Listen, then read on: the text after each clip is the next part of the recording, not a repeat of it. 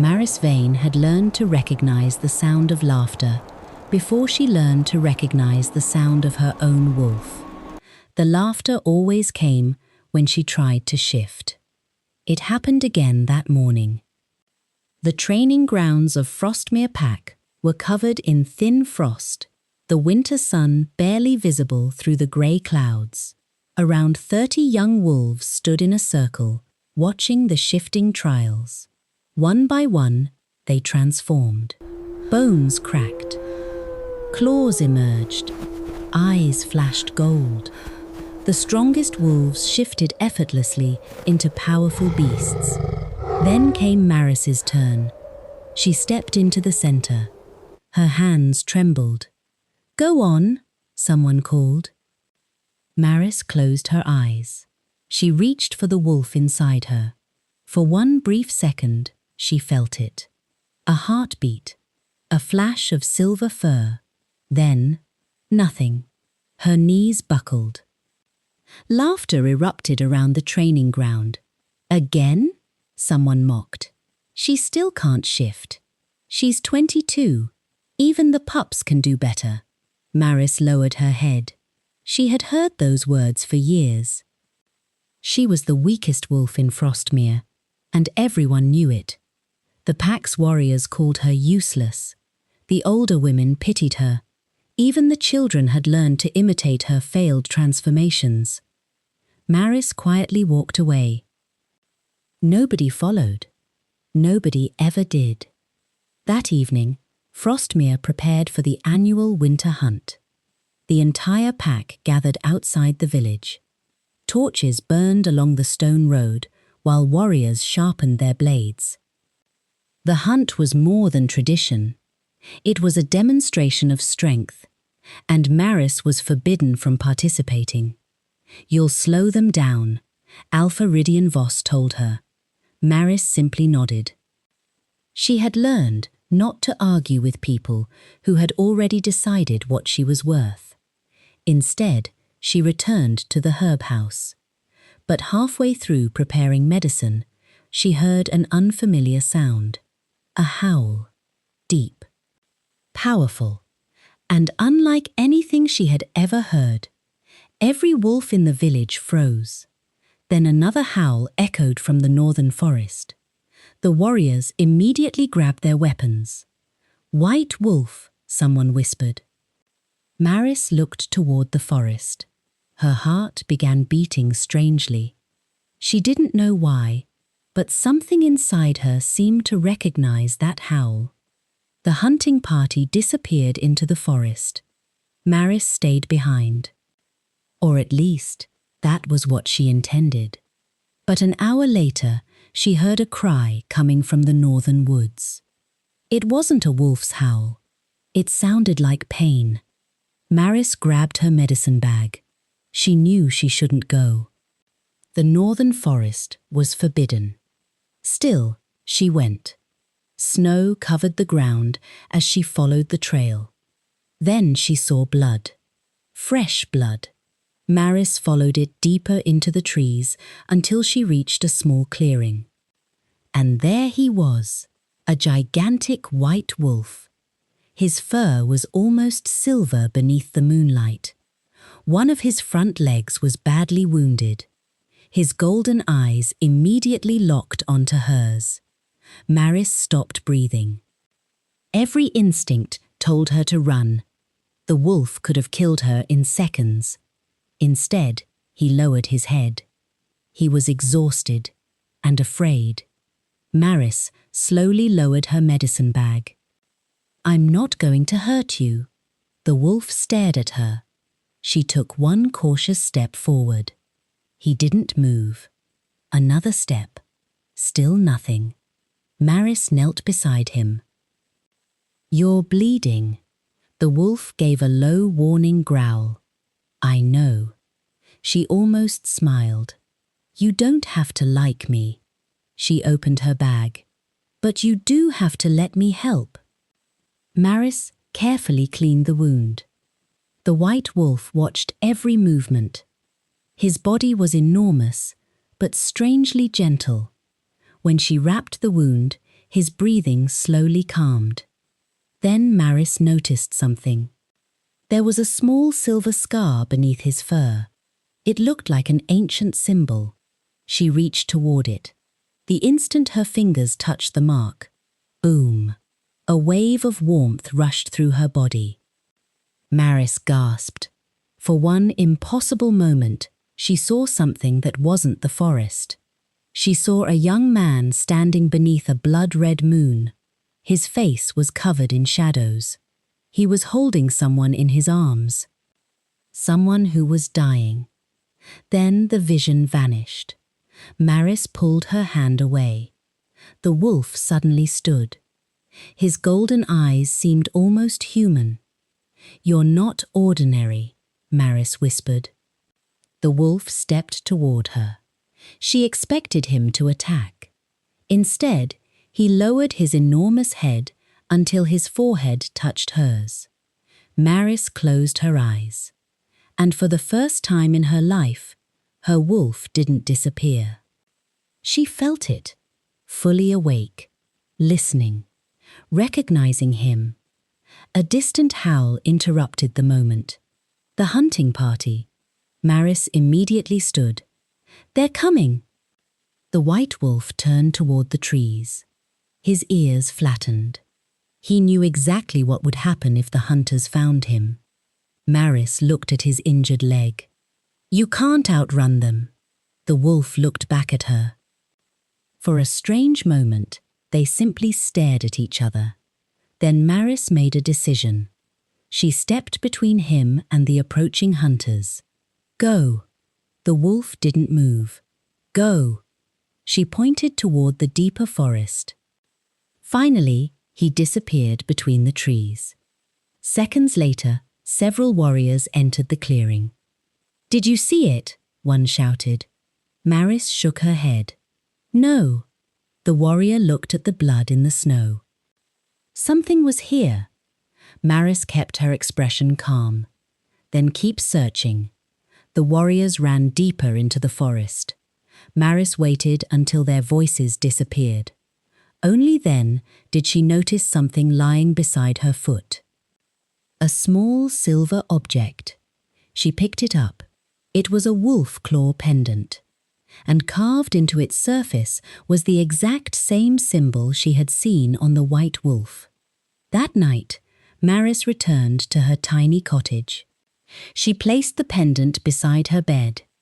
She couldn't stop thinking about the wolf, his eyes, his wound, the strange vision, and the feeling she had experienced when their foreheads touched. She finally fell asleep.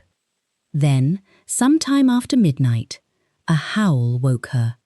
Maris sat upright. The cottage was silent. Moonlight spilled through the window. She looked outside. The white wolf stood at the edge of the forest, watching her.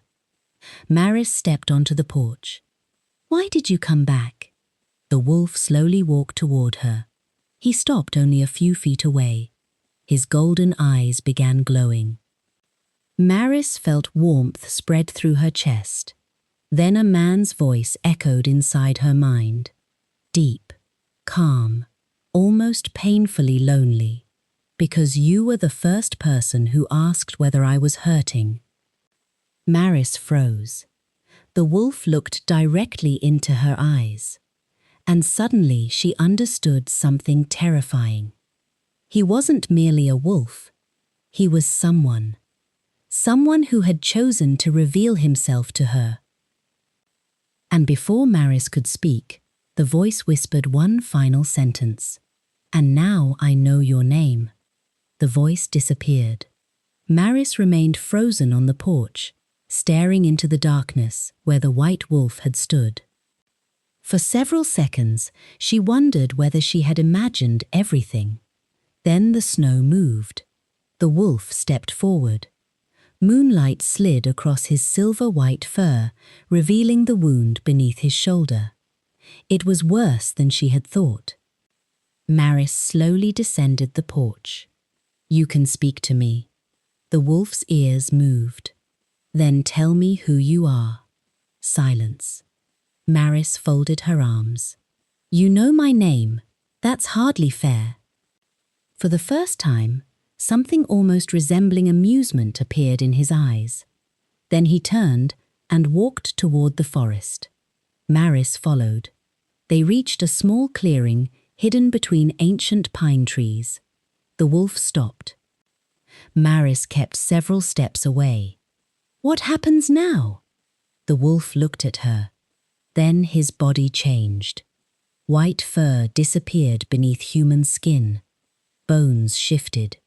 The enormous wolf became a man. Maris's breath caught. He was tall, broad-shouldered, and covered with several old scars. His dark hair fell across his forehead, contrasting sharply with the pale skin of his face. But it was his eyes that frightened her. They were the same golden eyes. The stranger looked at her without speaking. Maris instinctively stepped backward. You're a shifter. Yes. His voice was exactly the one she had heard inside her mind. Deep, controlled, lonely. Maris swallowed. What's your name? Orren. Just Orren. A pause. Orren Vale. Maris studied him. I've never heard of you. That was intentional. Orren sat against a tree, clearly weakened by his injury. Maris immediately noticed the blood returning through the bandage. You opened the wound. I had to run. From the hunters? Yes. Why? Orren looked toward the distant lights of Frostmere. Because your pack doesn't ask questions before it kills something. Maris frowned. That's not true. Orren looked at her. You hid me from them tonight. Maris had no answer. He was right. She had protected him without knowing why. She opened her medicine bag. Let me see the wound. I can handle it. You're bleeding through the bandage. I said I can handle it. And I said, you're bleeding. For the first time, Orren seemed genuinely surprised. Then he slowly removed the cloth around his shoulder. Maris knelt beside him. The wound was deep. This wasn't caused by a wolf. No. What did this? Orren's expression hardened. A silver blade. Maris stopped. Who attacked you? I don't know. That doesn't make sense. It does when the person who attacked you doesn't want you to know who they are. Maris looked at him. You're hiding something. So are you. She stiffened. What am I hiding? Orren's eyes dropped toward her hands. Fear. For the next several days, Orren remained hidden near the forest. Maris visited him every evening. At first, she told herself it was because she needed to change his bandages. Then she realized she was beginning to look forward to seeing him. Orren was nothing like the wolves she knew. He didn't laugh when she struggled. He didn't tell her she was weak. He didn't interrupt her. He listened. One evening, Maris brought him a basket of food. Orren looked inside. You cooked this? No. He raised an eyebrow. My father did. Then why did you bring it? Because you can't hunt with that shoulder. Orren took the bread. Thank you. Maris smiled. You're welcome. A quiet moment passed. Then Orren asked, why do you let them treat you like this? Maris's smile disappeared. Like what? Like you're less than them. She looked toward the trees. Because maybe they're right. Orren immediately shook his head. No. You barely know me. I know enough. Maris looked at him. What do you know? Orren's gaze softened. You were afraid of me. Yes. You still came closer. Maris said nothing. You saw something dangerous, he continued, and your first instinct was to help it. He looked directly into her eyes. That isn't weakness. One night, Maris showed Orren the silver pendant. His expression changed instantly. Where did you get that? You left it. I didn't. Maris frowned. It was beside your paw. Orren took the pendant from her hand. His fingers tightened around it. This belonged to my mother. Maris stared at him. You said you didn't leave it. I didn't. Then how did it get there? Orren had no answer. He turned the pendant over. There was an old symbol carved into the back, the same symbol Maris had seen during her vision. Orren noticed her expression. You've seen this before. Maris hesitated. When I touched your scar. His eyes narrowed. What did you see? A man. Who? I don't know. Tell me everything. Maris described the blood-red moon. The dying person. The man holding them. Orren became completely still. That was my brother. Maris's heart sank. He's dead? Orren nodded. 7 years ago. Orren finally told her the truth. He had once belonged to a small wolf bloodline that lived beyond the northern mountains. His family wasn't part of any major pack. They lived alone, until someone came looking for them. Who? I don't know, but you have an idea. Orren looked into the fire. My family was killed because of something we carried. What? He looked at Maris. A secret. She waited. But Orren didn't explain. Instead, he stood.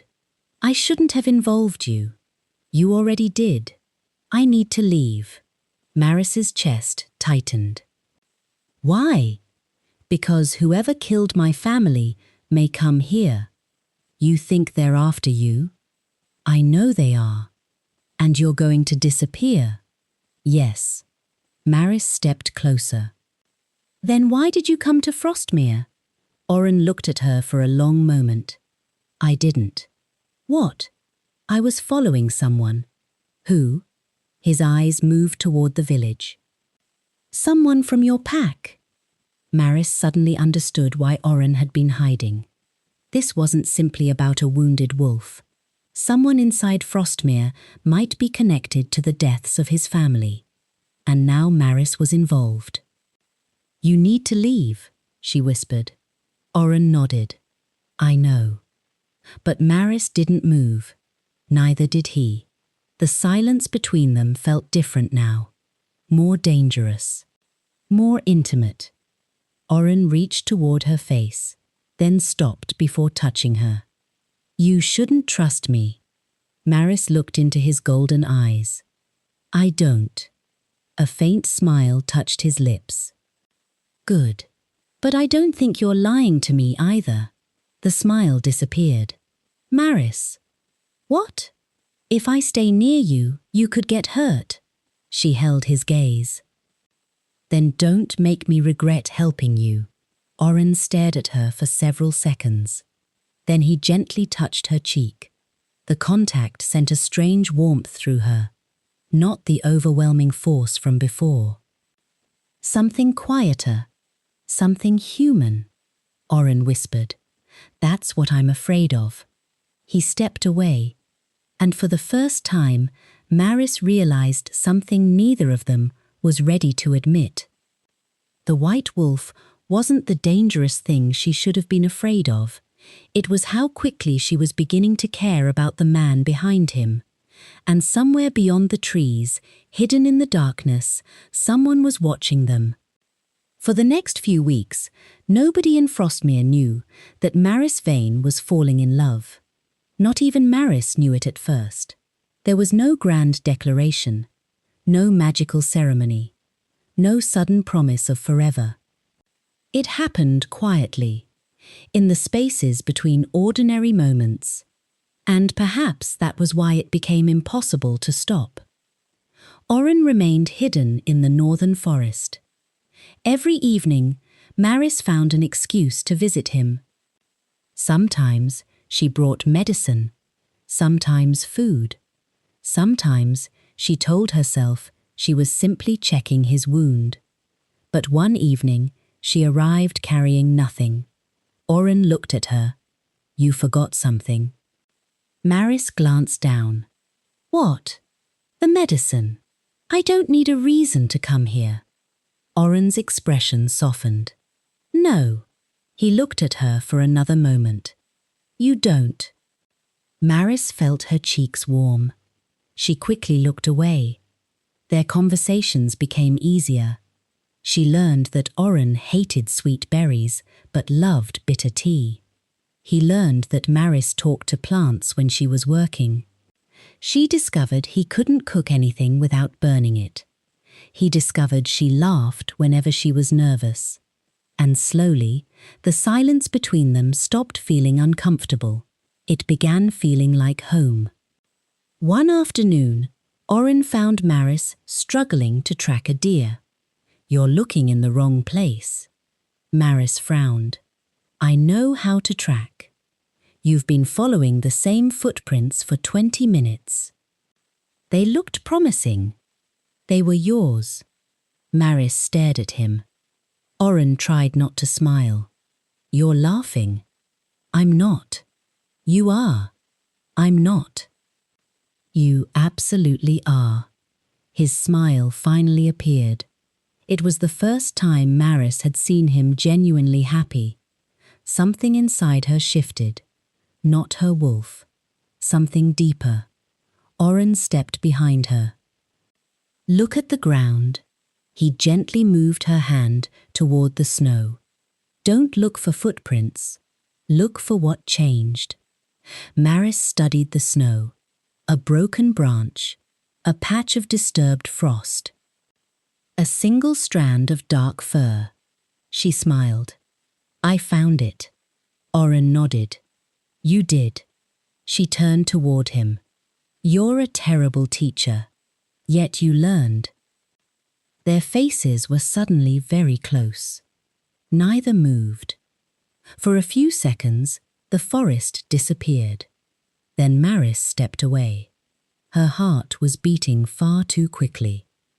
That night, a winter storm struck Frostmere. Maris was returning from the herb house when the wind became too strong. Snow covered the path. She couldn't see the village. Then she heard a howl. A familiar one. The white wolf appeared through the storm. Orren! He rushed toward her. His enormous body shielded her from the wind. Maris grabbed his fur. Take me home! The white wolf lowered himself. She climbed onto his back. He carried her through the storm. When they reached her cottage, Orren transformed. His hair was covered in snow. You're freezing. So are you. I'll be fine. Maris opened the door. Come inside. Orren hesitated. Maris, don't argue. He entered. It was the first time Orren had ever been inside her home. The cottage was tiny. A small fireplace. A wooden table. 2 chairs. A narrow bed. Orren looked around. This is where you live? Yes. You're alone? Yes. Something changed in his expression. He didn't pity her. He simply looked sad that she had become accustomed to being alone. 4. The night they spoke, honestly. They sat beside the fireplace. For hours, they talked. Orren told her about his childhood. He remembered his mother singing while preparing dinner, his brother stealing food from the kitchen, his father teaching him to hunt. Then came the night everything ended. Maris didn't interrupt. She simply listened. When he finished, she asked, Do you still miss them? Every day. Maris looked into the fire. I understand. Orren turned toward her. You? She hesitated. My mother died when I was young. I didn't know. Nobody asks. Orren's expression tightened. I should have. Maris smiled faintly. You're asking now. He reached for her hand. Their fingers slowly intertwined. Neither spoke. Maris felt his thumb gently move across her knuckles. For the first time, she wasn't afraid of being touched. Orren whispered, "You shouldn't have had to become strong alone." Maris looked at him. "And you shouldn't have had to survive alone." Their eyes met. This time, neither looked away. Orren leaned closer. Slowly, giving her every opportunity to move away. Maris didn't. Their lips met. It wasn't dramatic. It wasn't desperate. It was gentle, almost uncertain. When they separated, Maris smiled. Orren looked at her as if he couldn't believe what had just happened. "What?" "You smiled." "I smile." "Not like that." Maris laughed quietly. Then she rested her forehead against his. "I think I like you." Orren closed his eyes. "That makes two of us." For a moment, the man who had spent years running from everyone finally stopped running. The next morning, Maris woke to find Orren gone. For a moment, panic filled her chest. Then she noticed something on the table.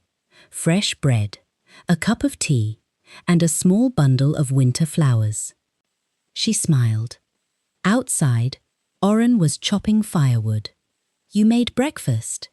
"I attempted breakfast." Maris picked up the bread. "It looks terrible." "I know." She laughed. Orren smiled. Their relationship continued quietly. No one in the pack noticed. To everyone else, Maris was still the weak girl who worked in the herb house. But behind the northern trees, she had found someone who saw her differently. And Orren had found something he thought he had lost forever. A reason to stay. One evening, Maris returned to the village later than usual. As she approached the pack house, she heard voices. Two warriors were speaking. "The stranger is still here." Maris stopped. "Are you sure? I saw tracks near the northern forest." "Tell the Alpha." Maris's heart dropped. She immediately turned around. But another voice came from behind her. "Going somewhere?" Maris froze. It was Alpha Ridian Voss. He stared at her. Then his eyes moved toward the forest. "You've been going there every night." Maris said nothing. Ridian stepped closer. "Who have you been meeting?" She kept her face calm. "No one." The Alpha studied her. Then he noticed something hanging beneath her coat. The silver pendant. His expression changed. For the first time, Maris saw genuine fear in his eyes. "Where did you get that?" She instinctively covered it. "It's mine." Ridian's voice became cold. "Take it off." "No." The Alpha stared at her. "You don't understand what you're carrying." Maris stepped backward. "What does it mean?" Before he could answer, a howl exploded from the forest.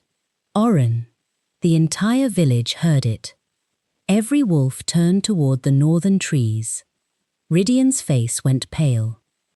Then he whispered something that made Maris's blood run cold. "The last time that wolf came here, people died." Maris looked toward the forest. For the first time, she wondered whether falling in love with Orren had put her in danger. And somewhere beyond the trees, Orren was already watching the village. He knew the secret was no longer safe. The secret was no longer safe. By sunrise, everyone in Frostmere knew that the mysterious white wolf had returned. And everyone knew that Maris Veyne had been hiding him. For the first time in her life, the girl nobody noticed became the center of the entire pack's attention. Maris was summoned before the pack council. The stone hall was packed.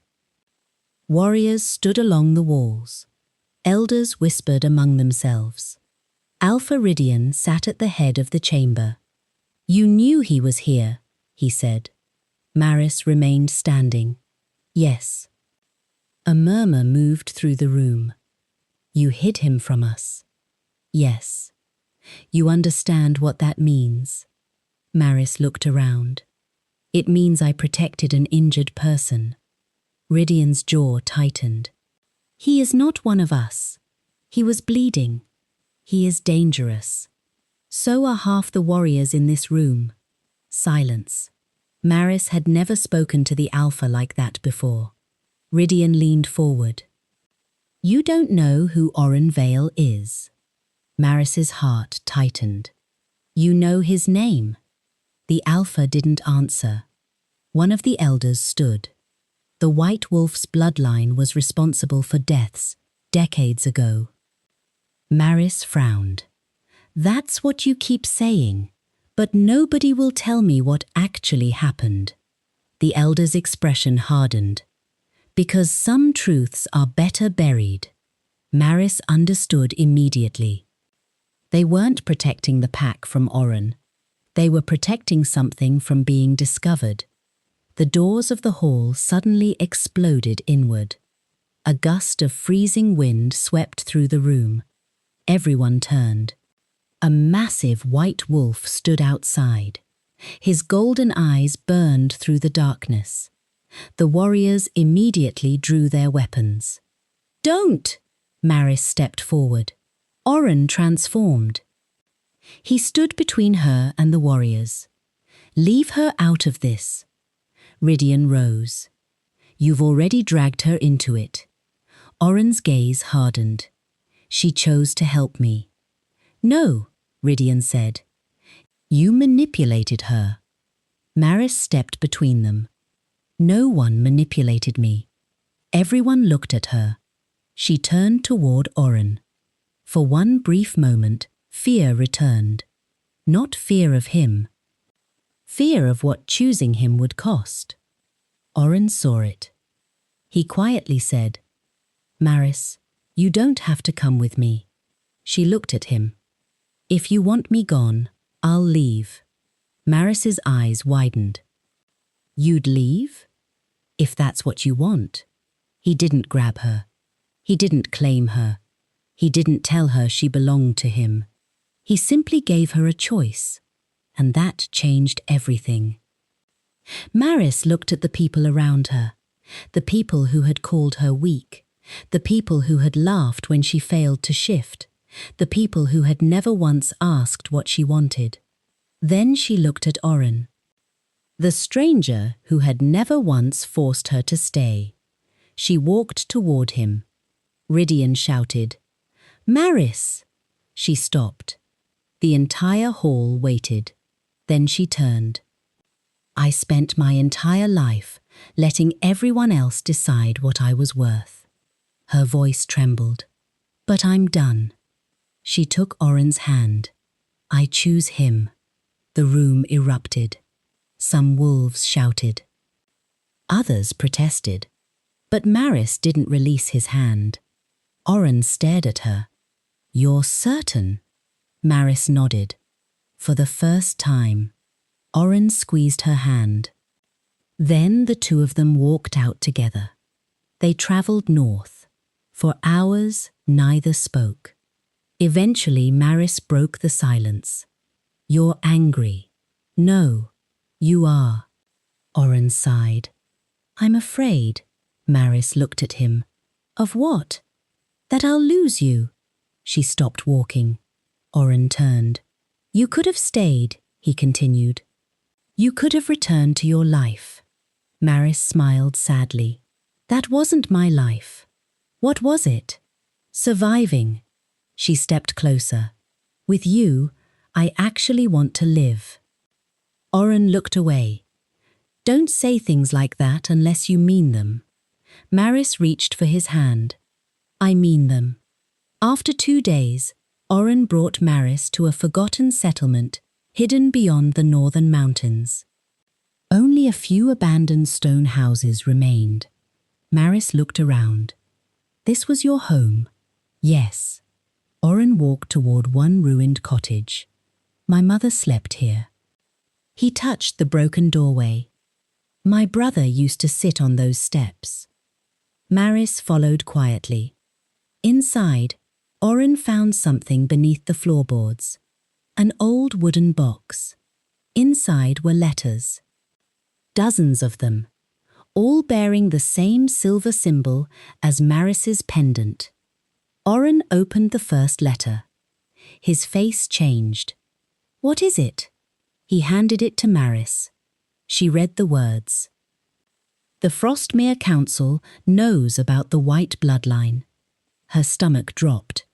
Another letter revealed something even worse. The council hadn't merely known about Orren's family. They had ordered their deaths. Maris looked at Orren. "They killed your family." Orren's voice was almost empty. "Yes." While searching the ruined house, Maris discovered an old stone hidden beneath a layer of dust. The same symbol was carved into it. She touched it. Suddenly, everything disappeared. She saw a young Orren, a woman beside him, a group of Frostmere warriors surrounding their home. She heard shouting, then a familiar voice. "Leave no survivors." Maris gasped and pulled her hand away. Orren caught her. "What did you see?" She looked at him. "The night your family died." His face went pale. "What did you see?" "The Frostmere warriors." Orren stared at her. "That isn't possible." "I saw them." "How?" Maris looked at her hands. "I don't know." Orren slowly understood. Her inability to shift had never been the real problem. Her wolf wasn't weak. It was different. She could sense memories left behind by ancient wolves and places where powerful emotions had been trapped. And now she had witnessed something that could destroy the people who had ruled Frostmere for decades. That night, Maris sat beside the fire. Orren sat across from her. Neither spoke for a long time. Finally he said, "You should go back." Maris looked up. "No, you don't understand what this means." "I understand enough. They'll come for you." "Then let them." Orren stood. Maris. She stood too. "I chose you. You shouldn't have to fight my war." "This stopped being your war when they lied to my people." Orren stared at her. Then his expression softened. "You're not afraid anymore." Maris shook her head. "I am." She stepped closer. "I just don't want fear making my decisions anymore." Orren touched her face. Their foreheads met. "I don't know what happens next," he whispered. "Neither do I. I'm still going to protect you." Maris smiled. "And I'm still going to protect you." They kissed. Not because destiny demanded it, not because a magical bond forced them together, but because they had both made the choice freely. The moment they separated, Orren's expression changed. He looked toward the mountains. Maris heard it too. Hundreds of footsteps. Then wolves began howling in the darkness. Orren moved in front of her. "How many?" Maris closed her eyes. Her strange wolf scent spread through the forest.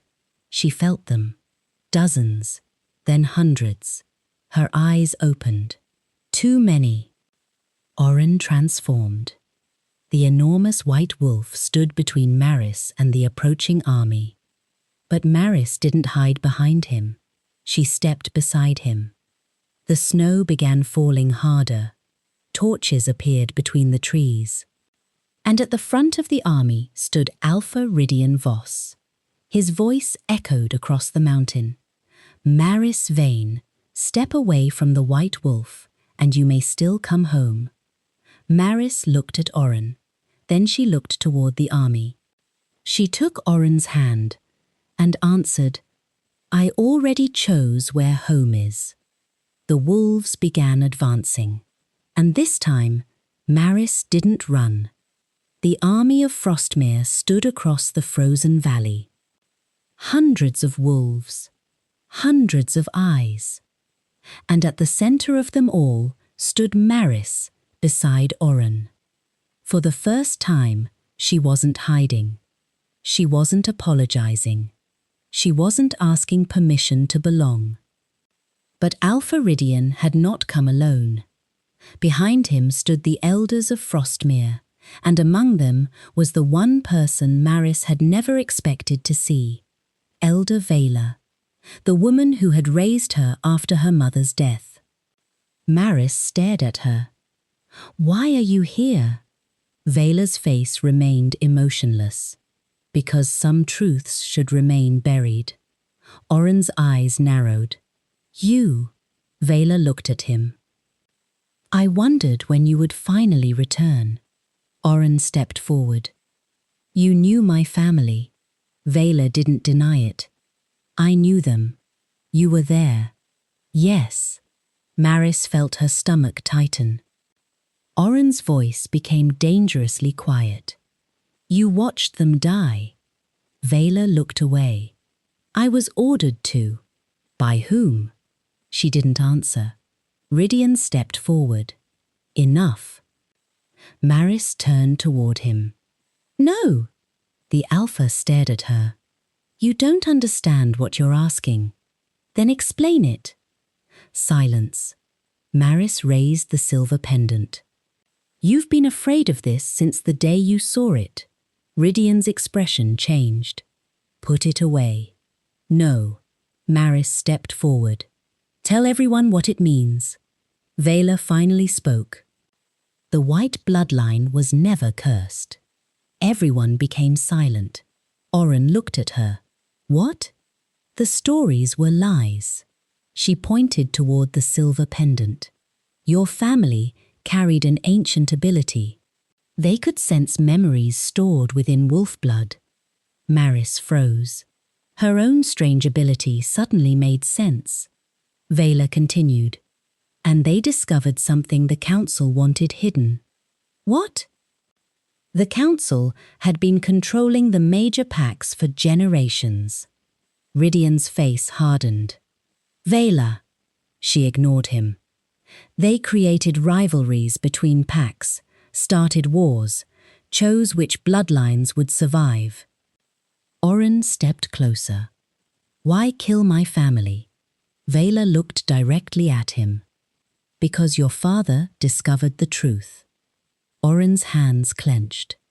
"And my brother? He knew too." Orren's eyes filled with pain. They were children. Veyne lowered her head. "I know." Maris suddenly felt dizzy. A strange warmth moved through her chest. The silver pendant began glowing. She touched it. The world disappeared. Again, she saw the past. But this time, the memory went further. She saw Orren's mother holding a newborn child. Then another woman entered the room. Maris recognized her immediately. Her own mother. The two women exchanged a small silver pendant. Maris gasped. She pulled away from the vision. Orren caught her. "What did you see? What did you see?" "My mother knew your family." Everyone went silent. Veyle's eyes widened. Maris looked at her. "Why?" Veyne whispered. "Because your mother was the last keeper of the white bloodline's memories." Orren stared at Maris. "You're connected to my family." Maris shook her head. "Not by blood." She looked at the pendant. "By trust." Ridian finally stepped forward. "You think this changes anything?" Maris looked at him. "You murdered innocent people." "No." His voice cracked. "We did what was necessary." "Necessary?" "The white bloodline could have destroyed every pack." Orren laughed bitterly. "So you killed children to protect everyone?" Ridian's face tightened. "We were afraid." Maris stared at him. And fear made you monsters. The Alpha looked at her. You have no idea what power you're dealing with. Maris answered quietly. I know exactly what I'm dealing with. She looked at Orren. And I know what happens when people use fear to justify hurting someone. The pack began murmuring. For the first time, some of the warriors lowered their weapons. Suddenly, an arrow flew from the darkness. Orren pushed Maris aside. The silver arrow struck him. He collapsed. Orren! Maris dropped beside him. His skin was burning. The army hadn't fired it. Someone else had. From the forest came a terrible howl. Not a wolf. Something darker. The real enemy had arrived. Rydian looked toward the trees. No. Maris looked at him. What? The Alpha whispered. The hollow wolves. A wave of black-furred wolves emerged from the forest. They weren't attacking Frostmere. They were attacking everyone. The council had spent generations preparing for this threat. But their lies had weakened every pack. And now the enemy had come. Chaos erupted. Frostmere warriors fought beside Orren. Maris stayed near him. The silver arrow was poisoning his blood. Get away from me, Orren whispered. No. Maris. No. She pulled the arrow free. Orren cried out. Maris placed both hands over the wound. Her strange ability awakened. She could feel his memories, his childhood, his mother's voice, his brother's laughter, the night they died. And then she felt the curse. It wasn't inside Orren.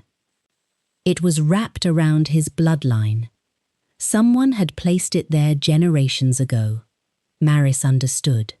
She could break it, but she knew there would be a price. Orren opened his eyes. What are you doing?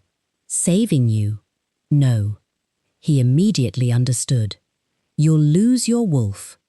Maris froze. Her wolf had been the one thing she had spent her entire life trying to awaken. It was the part of herself everyone had called broken. If she removed Orren's curse, she might lose it forever. Orren grabbed her wrist. Don't. Let me go. I won't let you sacrifice yourself for me. Maris looked into his eyes.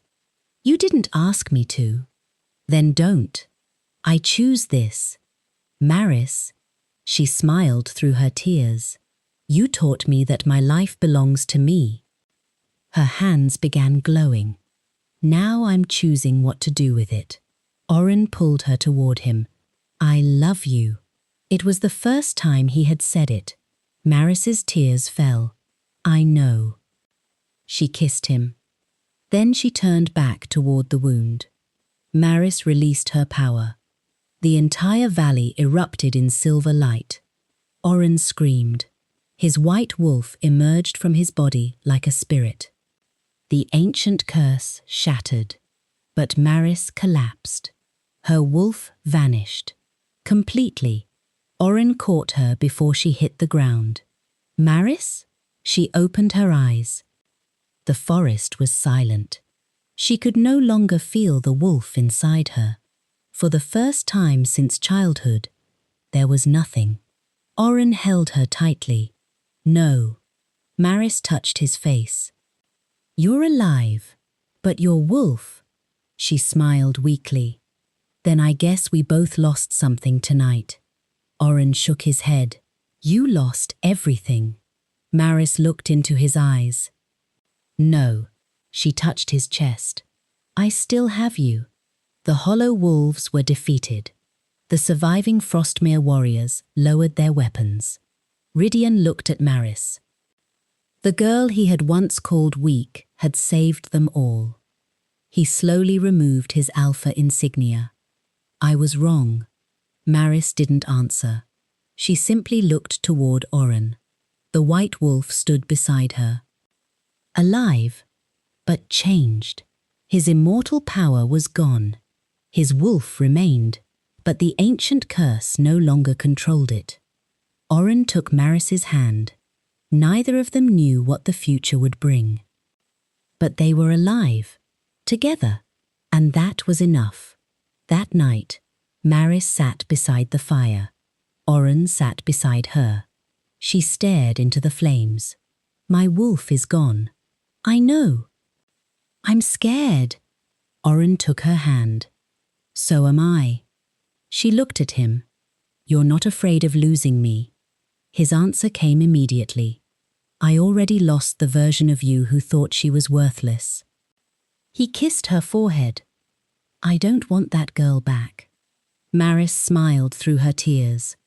Outside, the snow continued falling. The pack had learned the truth. The council's lies were exposed. The white bloodline had survived, but Maris had paid the highest price. She had saved the man she loved, and lost the wolf she had spent her entire life trying to find. Yet neither of them knew one final truth. Her wolf wasn't truly gone. It was only waiting, and when the next full moon rose, something ancient would answer from deep inside her, something even the white bloodline had never seen before. The war was over. But for Maris Veyne, the battle had left behind a silence more frightening than any battlefield. 3 weeks had passed since she broke the curse that had haunted Orren's bloodline. Frostmere was rebuilding. The council had fallen. The surviving wolves were finally learning the truth. But Maris still woke every morning reaching for something that wasn't there. Her wolf. For 22 years, she had been told that she was defective because she couldn't shift. When she finally discovered the truth, that her wolf was simply different, she had lost it while saving Orren. And strangely, she didn't regret it. She only missed the feeling, the presence, the quiet heartbeat inside her. Orren could have left. Everyone expected him to. His family's killers were exposed. His bloodline was free from the curse. The mountains were calling him home, but every morning he was still there. Sometimes Maris found him repairing the roof of the herb house. Sometimes he brought firewood. Sometimes he simply sat beside her without saying anything. One morning, Maris looked at him. "You're still here?" Orren continued chopping wood. "Yes, you could leave. I know. Why don't you?" He stopped, then looked at her. "Because I don't want to." Maris lowered her eyes. "You don't have to stay because you feel responsible for me." "I don't." "Then why?" Orren walked toward her. "Because I love you." Simple. No ancient prophecy. No magical command. Just 4 words. Maris smiled. "I love you too." Frostmere was different now. The warriors no longer laughed when Maris walked through the village. Children began visiting the herb house. The elders listened when she spoke, but Maris never became a warrior. She didn't need to. She became the pack's healer and memory keeper. Her strange ability allowed her to understand the emotional history of places and objects. Instead of hiding it, she began using it to help people. One afternoon, a young wolf named Tavian approached her. "Maris?" She turned. "Yes?" "My sister says you're not weak." Maris smiled. "What do you think?" Tavian thought for a moment. "I think you're different." Maris laughed softly. "That sounds better." "It is." He ran away. Maris watched him disappear. For the first time, she realized something important. She had spent years trying to prove she wasn't weak. Now she didn't care anymore. That evening, Orren came to find her. "Come with me." "Where?" "The northern forest." Maris followed. They walked to the exact clearing where they had first met. The snow had melted. Wildflowers had begun appearing between the trees. Orren reached into his coat. He pulled out the silver wolf claw pendant. Maris recognized it immediately. "You still have it." "I kept it." "Why?" "Because it reminds me of the first person who ever saved me." He placed it in her hand. Maris looked down. "You should keep it." "No." He closed her fingers around it. "It belongs with you." She looked at him. "Why?" "Because you gave me a reason to stop running." Orren stepped closer. "When my wolf chose you, I thought it was destiny." Maris remained silent. "I thought there was some ancient reason." He shook his head. "Maybe there was." He touched her cheek. "But that's not why I stayed." "Then why?" "Because every day after that first night, I had another choice." He looked directly into her eyes. "I could leave." A pause. "I could protect myself." Another pause. "Or I could come back to you." Maris's eyes filled with tears. "And you kept coming back. Every time." He leaned closer. "I don't want a mate, because some ancient wolf chose her." His voice softened. "I want you because I choose you." Maris kissed him. This time, there was no fear, no uncertainty, no expectation that the world would take him away. Only two people who had survived enough to finally understand what they had. That night, Frostmere gathered beneath the full moon. The pack had planned a ceremony to mark the beginning of a new era. Maris stood beside Orren. Ridian approached them. The former alpha lowered his head. "Maris." She looked at him. "I owe you an apology." She didn't respond immediately. "You treated me like I was worthless." Ridian nodded. "I did." "And you were wrong." "Yes." Maris looked toward the pack. "I don't want revenge." Ridian looked surprised. "Why?" "Because I don't want to become the kind of person who needs someone else to suffer before I feel strong." Ridian bowed his head. For the first time, Maris understood that forgiveness didn't mean forgetting. It meant refusing to carry someone else's cruelty forever. The ceremony ended. Maris and Orren walked into the forest. The moon was directly overhead. Maris stopped. "Orren." He turned. "Orren." He turned. "What?" She pressed her hand against her chest. "I feel something." His expression changed. "What?" "I don't know." She closed her eyes. There it was. A heartbeat. Slow, deep, familiar. Her wolf. But something was different. The presence inside her wasn't the same wolf she had known before. It felt older, calmer, stronger. Maris gasped. A silver glow spread beneath her skin. Orren stepped closer. "Maris?" Her eyes opened. They were no longer ordinary. They shimmered with pale silver light.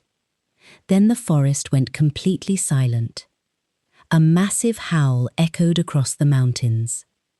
Every wolf in Frostmere heard it.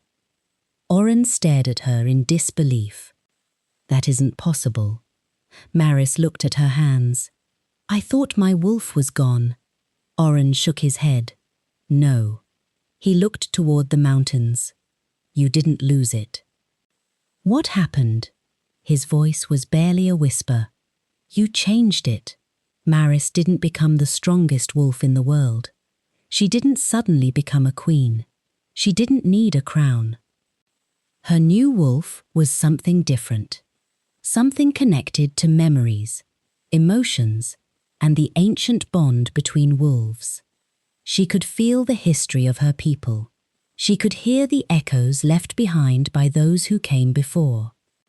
And now she finally understood why her wolf had always refused to appear. It had never been broken. It had been waiting for her to stop believing that strength meant becoming someone else. Orren took her hand. "So," Maris smiled. "Still think I'm weak?" He laughed. "Absolutely." She stared at him. "What? You're still terrible at tracking." Maris pushed his shoulder. "And you're still terrible at cooking. I've improved. You burned water. That happened once. It happened yesterday." They laughed together. The sound carried through the forest. Months later, Frostmere held a new ceremony. Not a mating ceremony, not a coronation. A ceremony for the future. Maris stood beside Orren before the entire pack. She looked at the people who had once laughed at her. Then she looked at the man who had changed her life. Orren took her hand. He didn't claim her. He didn't announce that she belonged to him. He simply asked, "Will you walk with me?" Maris smiled. "Always." They walked forward together. Not as Alpha and Luna. Not as a legendary white wolf and his chosen mate.